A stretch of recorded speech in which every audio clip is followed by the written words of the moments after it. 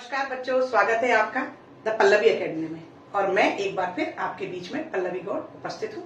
और आज हम कक्षा 10 की क्षितिज पाठ 1 के सूरदास के पद के जो 2 पद की व्याख्या रह गई थी उसे आज की वीडियो में हम करने वाले हैं। पद क्रमांक 1 और पद क्रमांक 2 के लिए आप इससे पहले की वीडियो पर जाएं और वहां पर देखें।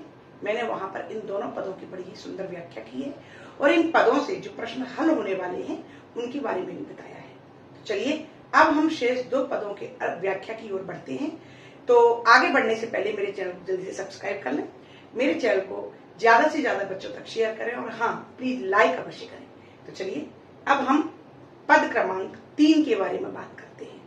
बच्चों, ये पद मैं एक बार फिर से दोहरा रही हूँ कि आपके पाठ में ये जो 4 पद दिए हैं ये सूर सागर से संकलित भ्रमर गीत के प्रसंग हैं और इन पदों में मथुरा से योग संदेश लेकर जो उद्धव जी ब्रज में पधारे और उन्होंने गोपियों को श्री कृष्ण को भूल जाने की बात कही, उनकी याद में विरह में तड़पने की को मना किया और योग ध्यान जप के द्वारा निर्गुण ईश्वर की उपासना और मोक्ष प्राप्ति का मार्ग बताया। उद्धव जी के इस उपदेश को सुनकर गोपियां व्याकुल हो गईं और उन्होंने श्री कृष्ण के प्रेम में अविरल रूप से आजीवन अपने जीवन यापन को महत्व दिया और साथ ही प्रेम ही इस संसार का सार है, इस सिद्धांत के बारे में भी उद्धव जी को ज्ञान कराया। साथ ही उन्होंने श्री कृष्ण के द्वारा भेजे गए संदेश को अपने प्रेम का अपमान माना और प्रेमवश वो श्री कृष्ण को छलिया या हमारे प्रेम का सम्मान ना करने वाला कहने लगे और कई सारे व्यंग और उदाहरणों के द्वारा उन्होंने उद्धव जी को भी कई सारी बातें सुनाई। तो इन पदों में उन्हीं के बारे में चर्चा है। मैंने इन पदों की पृष्ठभूमि के बारे में पिछली वीडियो में बहुत ही विस्तार से बताया है। चलिए अब हम पद क्रमांक 3 के बारे में बात करते हैं। तो आप लोग मेरे साथ में क्षितिज पाठ 1 के पद क्रमांक 3 को पढ़ेंगे। पद क्रमांक 3 है, मेरे साथ आप लोग पढ़िए। हमारे हरि हारिल की लकड़ी, मन क्रम वचन नंद नंदन उर, यह दृढ़ कर पकड़ी, जागत सोवत स्वप्न दिवस निशि, कान कान जकरी, सुनत जोग लागत है ऐसो, ज्यों करवी ककरी, सुतो व्याधि हम कौन ले आए, देखी सुनी न करी, यह तो सूर तिनहि लय सौंपो, जिनके मन चकरी। बच्चों, ये पद क्रमांक 3 है। व्याख्या करने से पहले हम इस पद के कठिन शब्दों का अर्थ जान लेते हैं। हारिल का अर्थ होता है, हारिल एक पक्षी है। इस पक्षी की ये विशेषता है कि अपने पंजे में हमेशा एक लकड़ी को दबाए रहता है और वो उस लकड़ी के बिना एक पल भी नहीं रह सकता। तो यहाँ पर हारिल मतलब एक विशेष प्रकार का पक्षी जो अपने पंजों में लकड़ी को दबाए रहता है।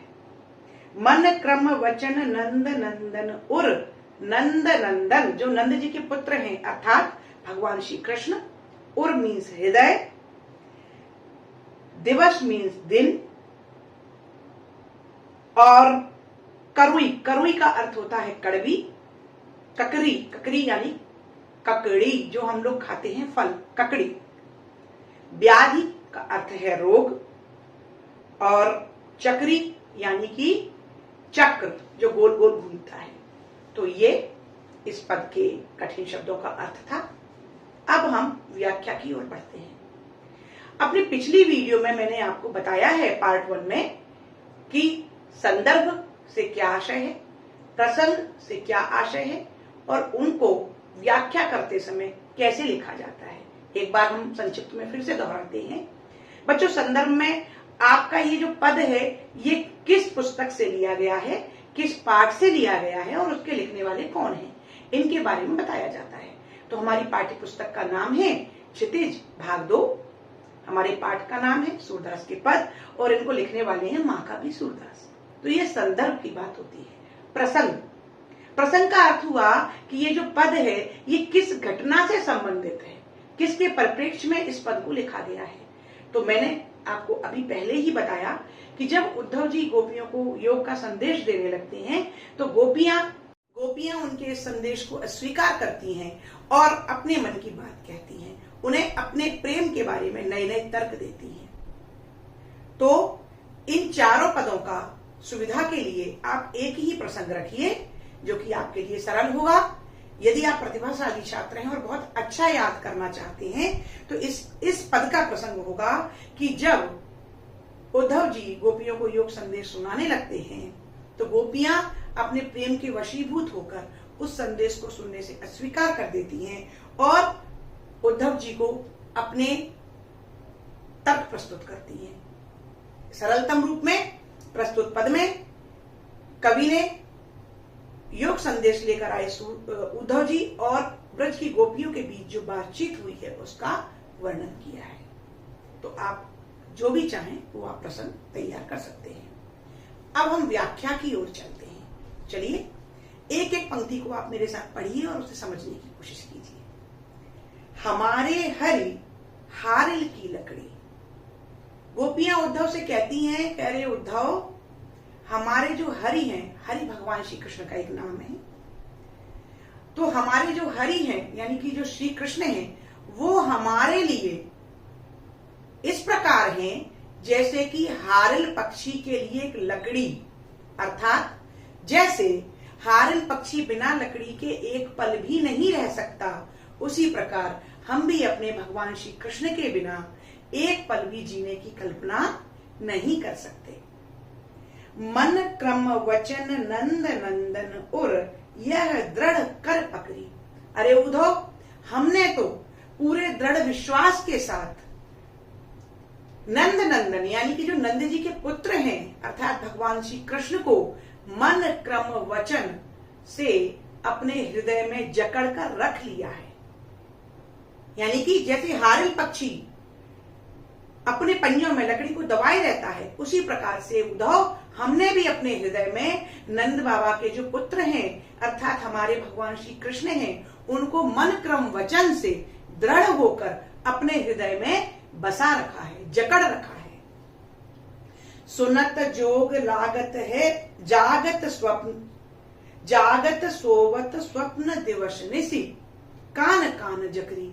अरे हम तो जागते सोते दिन रात चेतना में और स्वप्न में बस केवल काना काना का ही रट करते रहते हैं।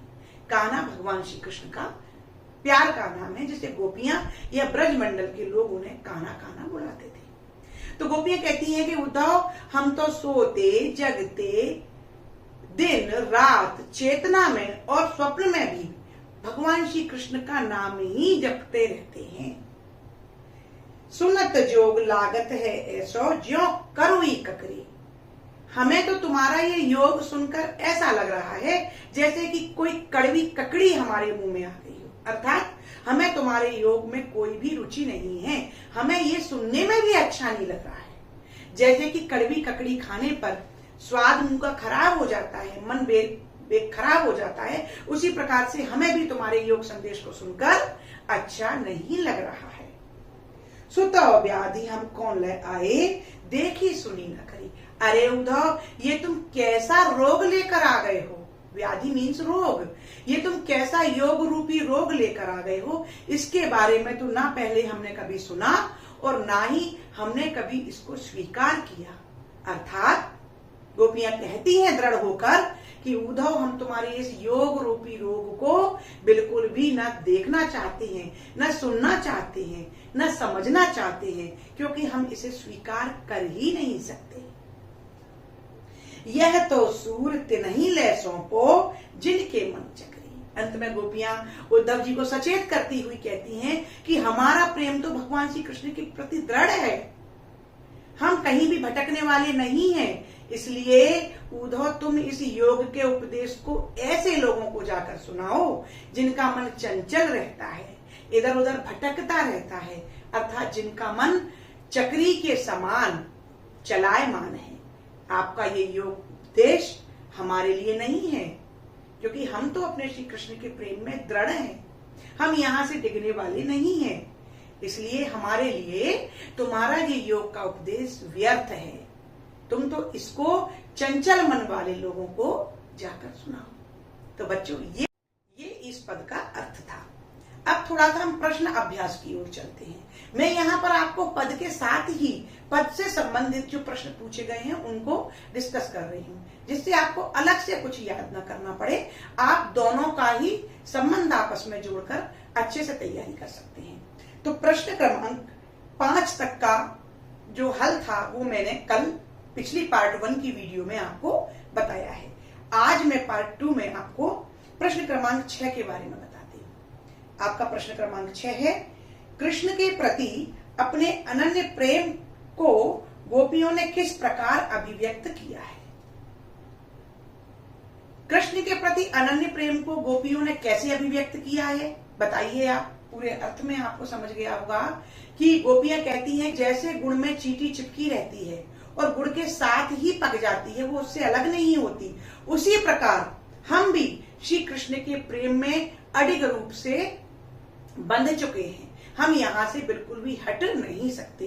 तो एक तो उन्होंने गुड़ में लिपटी हुई चींटी का उदाहरण दिया और दूसरा उन्होंने अभी इस पद में कहा कि उनके मन में श्री कृष्ण का प्रेम हारिल पक्षी की समान है। जैसे हारिल पक्षी अपने पंजे में दबी हुई लकड़ी को एक पल के लिए भी अपने से अलग नहीं कर सकता, वो उस लकड़ी के बिना एक पल भी नहीं रह सकता, उसी प्रकार से गोपियां भी भगवान श्री कृष्ण के प्रेम के बिना एक पल भी जीवित नहीं रह सकती। तो इस प्रकार से गोपियों ने श्री कृष्ण के प्रति अपने प्रेम को गुण में लिपटी चींटी और हारिल पक्षी के द्वारा उदाहरणों के द्वारा अभिव्यक्त किया है। प्रश्न क्रमांक 7, गोपियों ने उद्धव से योग की शिक्षा कैसे लोगों को देने की बात कही है? ये बहुत ही महत्वपूर्ण प्रश्न है। भाई गोपियां कहती हैं कि उद्धव ये संदेश हमें मत सुनाओ, हमें तुम्हारे योग के उपदेश की कोई आवश्यकता नहीं है, क्योंकि हम तो प्रेम में, कृष्ण के प्रेम में पागल हैं, हम कृष्ण को छोड़कर कहीं जा ही नहीं सकते, तो फिर किसे सुनाओ? तो अभी मैंने आपको अर्थ में बताया कि गोपियां उद्धव से कहती हैं कि भाई उद्धव तुम अपने इस योग के संदेश को ऐसे लोगों को सुनाओ जिनका मन भ्रमित है, जिनका मन इधर उधर भटकता रहता है, उनका मन चंचल है, अर्थात चक्री के समान जो चलायमान मन वाले हैं, ऐसे लोगों को अपना इस योग संदेश को जाकर सुनाओ। तो इस प्रकार से बच्चों प्रश्न क्रमांक 6 और 7 का उत्तर मैंने यहां पर आपको बताया है। प्रस्तुत पदों के आधार पर गोपियों का योग साधना के प्रति दृष्टिकोण स्पष्ट करें। प्रश्न क्रमांक 8। तो ये जो 3 प्रश्न हैं इनके बारे में आपको समझ में आ गया होगा कि गोपियां योग साधना को स्वीकार करने में अपने आप को समर्थ नहीं पाती है। वो कहती हैं कि हमारे लिए श्री कृष्ण का प्रेम और श्री कृष्ण की भक्ति ही आवश्यक है। हम कृष्ण के बिना, श्री कृष्ण के प्रेम और उनकी याद के बिना, उनकी भक्ति के बिना किसी और मार्ग को अपना नहीं सकते हैं। इसलिए हमारे लिए ये योग का उपदेश, ये ज्ञान का उपदेश व्यर्थ है। वो इस योग के उपदेश को चंचल मन वाले लोगों को देने की बात कहती है। तो ये आपके पदों का सार है, प्रश्न क्रमांक 8। अब हम इस पद को किस प्रकार से सरल शब्दों में लिखकर और पढ़कर तुरंत याद कर सकते हैं, आइए देखते हैं। तो बच्चों पद क्रमांक 3 का लिखित में अर्थ है, संकेत हमारे हरि से लेकर मन चक्री तक, यानी कि पूरे पद का हम लोग अर्थ कर रहे हैं। संदर्भ पहले भी बता चुकी हूं, पाठ्य पुस्तक का नाम क्षितिज भाग 2, पाठ का नाम सूरदास के पद और रचयिता है सूरदास। प्रसंग मैंने व्याख्या में प्रसंग बता दिया है, मैं यहाँ पर सरलतम रूप में प्रस्तुत कर रही हूँ। प्रस्तुत पद में कवि ने योग संदेश लेकर आए उद्धव व गोपियों के बीच हुई वार्ता का चित्रण किया है। व्याख्या। गोपियां उद्धव से कहती हैं कि हे उद्धव, जैसे हारिल पक्षी एक पल भी लकड़ी के बिना नहीं रह सकता, उसी प्रकार हम भी श्री कृष्ण के बिना एक पल नहीं जी सकते। हमने भी हारिल पक्षी की तरह ही श्री कृष्ण को मन क्रम वचन से अपने हृदय में जकड़ रखा है और हम सोते जगते दिन रात उन्हीं का नाम रटते रहते हैं।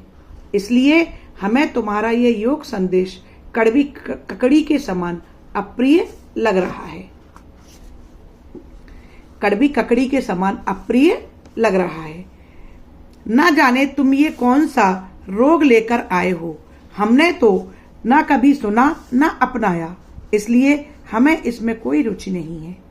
तुम ये अपना योग संदेश ऐसे लोगों को सुनाओ जिनका मन चक्री के समान चलायमान रहता है या जिनका मन चंचल रहता है।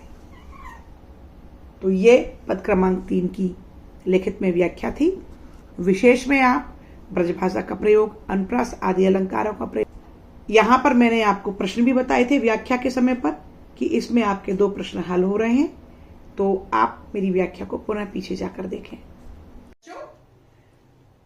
अब हम आपके पाठ में आए पद क्रमांक 4 की व्याख्या की ओर चलते हैं। तो आप जल्दी से अपनी इस पुस्तक को उठाइए और मेरे साथ पद क्रमांक 4 को पढ़िए। हरि है राजनीति पढ़े आए, समुझी बात कहे मधुकर के, समाचार सब पाए, एक अति चातुर होते पहले ही, अब गुरु ग्रंथ पढ़ाए।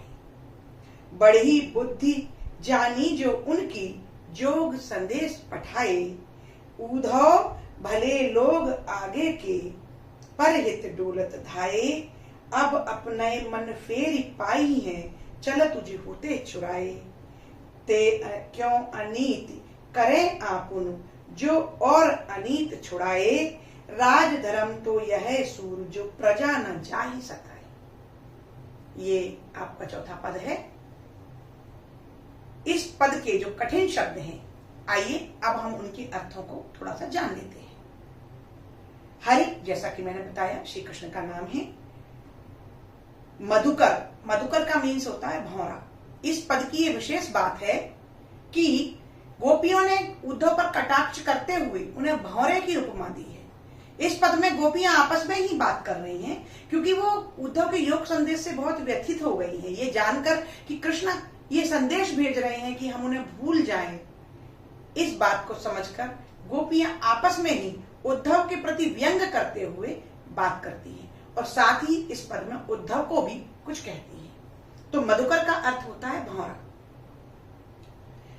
चतुर मीन्स चालाक। जोग संदेश यानी योग का संदेश, पठाए यानी भेजना, चुराए यानी कि चुरा लेना, अनीत अर्थात अन्याय। तो ये इस पद के कठिन शब्द थे। अब हम व्याख्या की ओर बढ़ते हैं। तो जैसा कि अभी मैंने बताया आपको कि पाठ का संदर्भ और प्रसंग एक ही होगा। हाँ, यदि आप थोड़ा सा अंतर करना चाहते हैं तो संदर्भ तो एक ही है, पुस्तक का नाम, पाठ का नाम और रचयिता। लेकिन अगर आप प्रसंग थोड़ा सा बदलना चाहें इसका, तो आप ये भी कर सकते हैं कि आप लिख सकते हैं कि प्रस्तुत पद में कवि ने योग संदेश को सुनकर व्यथित हुई गोपियों की आपसी बातचीत और उद्धव के प्रति व्यंग का वर्णन किया है। अगर आपको थोड़ा कठिन लग रहा है तो आप यहां पर सेम प्रसंग रख सकते हैं कि प्रस्तुत पद में कवि ने उद्धव और गोपियों के बीच हुई बातचीत का वर्णन किया है। यह आपकी सुविधा की दृष्टि से आपके ऊपर है। चलिए अब हम थोड़ा सा व्याख्या की ओर बढ़ते हैं। हरि है राजनीति पढ़े आए। बहुत ही मार्मिक चित्रण है यहाँ पर कि जब हम किसी को बहुत अधिक प्रेम करते हैं और जब हमारा वो प्रियतम, हमारा प्रेमी, वो भी कैसा प्रेमी, भगवान श्री कृष्ण, जिनके दर्शन के लिए, जिनके प्रेम के लिए, जिनकी भक्ति के लिए ऋषि मुनि जन्म जन्मांतर तक तप करते हैं, यदि ऐसे प्रियतम योग संदेश भेजकर स्वयं को भूलने की बात करते हैं, तो जो ब्रज की गोपियां हैं वो प्रेमवश भगवान श्री कृष्ण के प्रति थोड़ा सा कटाक्ष करती हैं, उलाहना देती हैं। उलाहना भी प्रेम में दिया जाता है बच्चों, तो इसे ये ना ले कि वो बुरा भला कहने लगी, नहीं, उलाहना देती हैं। क्या कहती हैं कि अरे भाई, जब ब्रज में कृष्ण रहता था तो पहले ही बहुत चालाक था, लेकिन पढ़ा लिखा नहीं था। ये उन्होंने क्यों कहा बच्चों? क्योंकि श्री कृष्ण की जो शिक्षा दीक्षा हुई वो मथुरा पहुंचकर सांदीपनी आश्रम में हुई। ब्रज में जब तक रहे तब तक वो किसी गुरुकुल में नहीं गए। तो गोपियां बस उसी बात का उलाहना लेकर इस पद में कहती हैं कि अरे सखी देखा, हरि है राजनीति पढ़ी है, कि हमारा जो कृष्ण है ना उसने अब राजनीति पढ़ ली है, यानी कि पढ़ा लिखा हो गया है, वो भी राजनीति का ज्ञाता। हमारे कृष्ण ने राजनीति भी पढ़ ली है। समझी बात कहत मधुकर के, तुमने ये बात समझी जो ये भौरा कह रहा है। भौरा कौन? उद्धव। ये जो भौरे रूपी उद्धव अपना जो योग संदेश लेकर आए हैं, तुमने वो बात सुनी जो ये कह रहे हैं? क्या तुम्हें कुछ समझ में आया जो हमारे कृष्ण ने ये समाचार पहुंचाया है? कटाक्ष कर रही हैं, सामने उद्धव है लेकिन उद्धव नहीं कह रही हैं, व्यंग में उसे भौरा कह रही हैं। क्योंकि यहाँ पर थोड़ा सा प्रसंग से हटकर मैं बताती हूं कि गोपियों ने भौरा ही क्यों कहा। क्योंकि भौरे का रंग कैसा होता है? श्याम वर्णी होता है भौरा, और कृष्ण का रंग कैसा है? सांवला, श्याम वर्णी। और भौरे की एक आदत होती है कि भौरा कली कली पर जाकर उसके रस का पान करता है। तो उसी प्रकार से कृष्ण ने भी ब्रज की प्रत्येक गोपी का हृदय चुरा लिया है, वो उनके हृदय में बसे हुए हैं। तो इसीलिए गोपियों ने उद्धव को भौरे की उपमा दी है। तो यहाँ पर वो व्यंग करती हुई उद्धव को भौरा बता रही है। मधुकर मीन्स भौरा। क्या कहती है कि सखी, हमारे कृष्ण तो राजनीति पढ़कर आ गए हैं, तुमने देखा उन्होंने क्या समाचार भेजा है? क्या तुम्हें ये समाचार समझ में आया? कुछ बात समझ में आई? एक अति चातुर होते पहले ही अब गुरु ग्रंथ पढ़ाए। अरे सखी, एक तो वो पहले से ही चतुर थे। कृष्ण कैसे थे? चतुर, योग्य। तो कभी गोपियां उलाहना देती हुई कहती हैं कि अरे सखी, अपना कृष्ण तो पहले से ही बहुत चतुर था, ऊपर से सांदीपनी गुरु ने उन्हें ग्रंथ और पढ़ा दिए, यानी कि और बुद्धिमान बना दिया। बड़ी बुद्धि जानी जो उनकी जो संदेश पठाए। देखो उनकी बुद्धि कितनी बढ़ गई है, वो कितने बड़े बुद्धिमान हो गए हैं कि उन्होंने हमारे लिए योग का संदेश भेजा है। वो इतने बुद्धिमान, यानी कि यहाँ पर कटाक्ष है कि बुद्धिमान नहीं है, भगवान को बुद्धिमान नहीं कह रही, उलाहना दे रही है कि देखो जरा वो कितने ज्यादा बुद्धिमान है कि हमारे लिए योग संदेश पहुंचा रहे हैं। क्यों? क्योंकि उन्हें ये पता है कि हम उनके विरह में, उनके प्रेम में अपने जीवन को समर्पित कर चुके हैं। वो हमारी मनोदशा को जानते हैं, वो ईश्वर हैं, वो हमारे दृढ़ इच्छा को जानते हैं कि ये गोपियां डिगेंगी नहीं, अपने पथ से भटकेंगी नहीं, लेकिन फिर भी भाई बुद्धिमान है, हमारे लिए योग का संदेश भेज रही है। यहाँ पर वक्रोक्ति अलंकार का भी हल्का सा पुट दिखाई देता है कि गोपियां यहाँ पर टेढ़ी मेढ़ी बात करके कहना कुछ और चाह रही है पर कह कुछ और नहीं। तो उनकी बुद्धि इतनी बढ़ गई है कि वो हम स्त्रियों के लिए, हम ब्रज की गोपियों के लिए योग का संदेश पहुंचा रहे हैं। ऊधो भले लोग आगे के पर हित डोलत दाए। आगे के का अर्थ यहाँ पर पुराने लोगों का है, बड़े लोगों का है, पूर्वजों का है।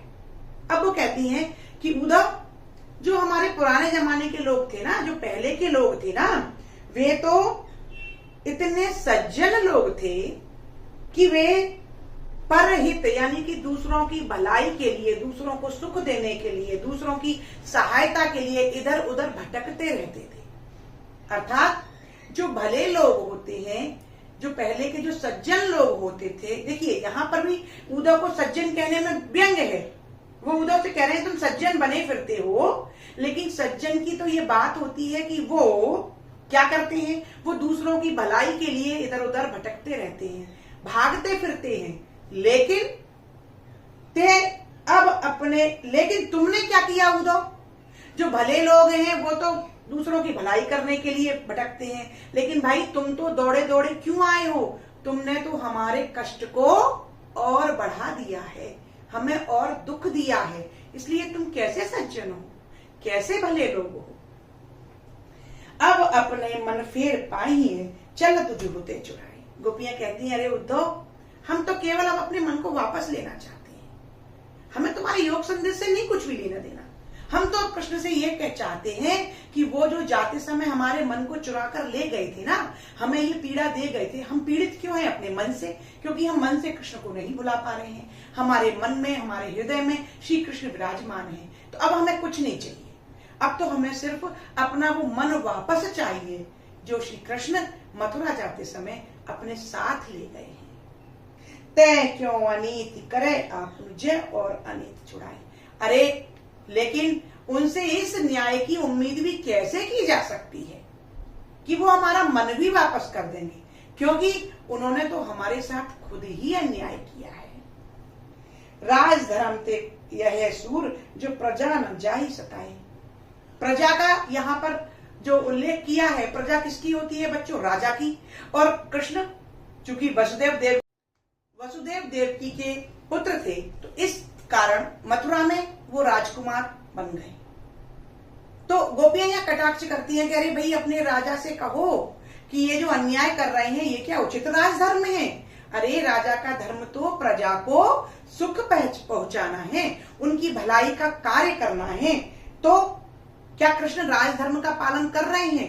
अरे कृष्ण से कहो कि ये जो हमें पीड़ा पहुंचा रहे हैं, हमें इस विरह में जिस प्रकार से तड़पा रहे हैं, हम भी तो उनकी प्रजा हैं।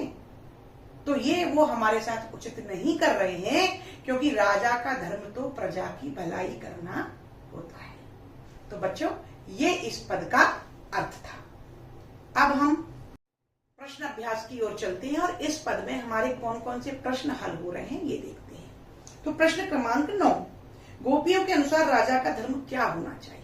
तो सबसे पद की अंतिम जो पंक्ति है, कौन सी पंक्ति है? राज धर्म ते यही सूर जो प्रजा न जाहि सताए। तो राजा का धर्म क्या है? गोपियों के अनुसार राजा का धर्म है कि प्रजा की भलाई करना, प्रजा को किसी भी प्रकार का कष्ट ना देना ही राजधर्म है।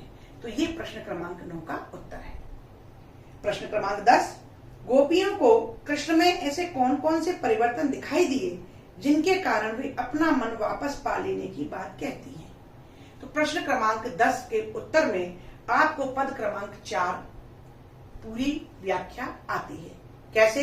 भाई गोपियों ने कौन कौन से अंतर देखे कृष्ण में? सबसे बड़ा अंतर तो ये कि कृष्ण अब ब्रज वाले भोले भाले कृष्ण नहीं रहे, अब वो राजनीति के ज्ञाता हो गए हैं। पहला अंतर तो ये। दूसरा अंतर, अब कृष्ण प्रेम के बदले ज्ञान को महत्व देने लगे हैं, यानी कि योग संदेश पहुंचाकर उन्होंने ये सिद्ध किया है कि वे अब ग्रंथों को पढ़कर परम विद्वान और बुद्धिमान हो गए हैं। तो इस प्रकार से कृष्ण को ज्ञानी, बुद्धिमान, राजनीति का ज्ञाता देखकर और ये देखकर कि वे अब गोपियों के प्रेम का महत्व नहीं समझ रहे हैं, उनके साथ अन्याय कर रहे हैं, अब वे राजा का धर्म भी पूरा नहीं कर पा रहे हैं, यानी कि अब हमें अपना मन उनसे वापस लेना है। तो इस प्रकार से इस पद के अर्थ में आपका ये उत्तर छुपा हुआ है। तो बच्चों इस प्रकार से प्रश्न क्रमांक 11 और 12 गोपियों ने अपने वाक चातुर्य के आधार पर ज्ञानी उद्धव को परास्त किया। उनके वाक चातुर्य की विशेषताएं लिखिए। तो वाक चातुर्य यानी कि वाक में कला, निपुण। तो उनकी वाक कला की निपुणता यह है कि उन्होंने उच्च कोटि के दृष्टांतों के द्वारा अपने प्रेम का वर्णन किया। दूसरा, उन्होंने उद्धव के सामने उनके योग संदेश से अधिक अपने प्रेम के महत्व को, प्रेम की पराकाष्ठा का बड़े ही सरल शब्दों में चित्रण किया। प्रश्न क्रमांक 12, संकलित पदों को ध्यान में रखते हुए सूर के भ्रमर गीत की मुख्य विशेषताएं बताइए। तो सूर का जो भ्रमर गीत है वो पूरा गोपी और उद्धव की बातचीत पर आधारित भ्रमर गीत है, और इस भ्रमर गीत के द्वारा गोपियों के वाक चातुर्य से जो उद्धव का जो ज्ञान का अभिमान था, जो अहंकार था, वो परास्त होता है। भ्रमर गीत में कवि ने प्रेम की पराकाष्ठा का चित्रण बड़े ही सजीव रूप से किया है, और कृष्ण की विरह वेदना का, गोपियों की व्याकुलता का, गोपियों की तड़प का बड़ा ही मार्मिक चित्रण भ्रमर गीत में हुआ है। तो ये भ्रमर गीत की विशेषताएं हैं। इस प्रकार से बच्चों ये आपका पाठ 1 सूर के पद के चारों पदों की व्याख्या यहाँ पर कंप्लीट होती है। मुझे उम्मीद है कि ये वीडियो आपको बहुत पसंद आई होगी। मैं अपने अगली वीडियो में काव्य खंड के सभी पदों की व्याख्या बारी बारी से करूंगी। तो मेरी आगे आने वाली सभी वीडियो को देखने के लिए जल्दी से मेरे चैनल को सब्सक्राइब करें, मेरे चैनल को ज्यादा से ज्यादा बच्चों तक शेयर करें और हाँ, लाइक अवश्य करें। नमस्कार, धन्यवाद।